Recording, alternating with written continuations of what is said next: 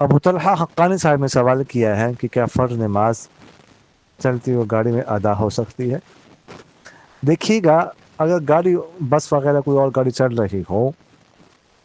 اور وہ روکتے نہ ہو نماز کے لیے اور نماز کا وقت نکل رہا ہو، تو اس صورت میں وہ فرض نماز گاڑی میں ہی پڑھی جائے گی، گاڑی میں پڑھی جائے، بس جس طرح انسان پڑھ سکتا ہے، بیٹھ کر جس طرح بھی پڑھ سکتا ہے پڑھ لے، لیکن اس بات کا خیال رکھا جائے گا کہ قبلے کی طرف منہ ہو، منہ قبلے کی طرف رہیں دوران نماز، اور قبلے سے منہ پھرے نہ۔ اگر گاڑی پھرتی ہے تو ساتھ ساتھ یہ بھی اپنا منہ پھیرتا جائے قبلے کی طرف،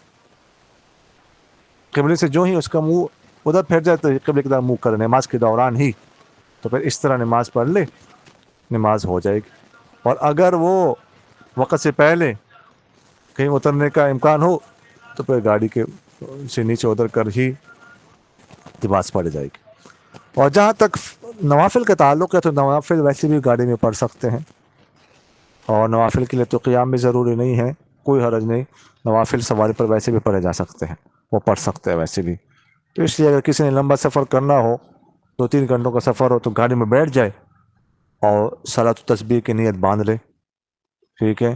صلاۃ و تسبیح تسلی سے پڑھ لی، ویسے نوافل پڑھنا شروع کر دے، نوافل پڑھتے جائے تاکہ وقت قیمتی ہو جائے۔ جزاکم اللہ خیر۔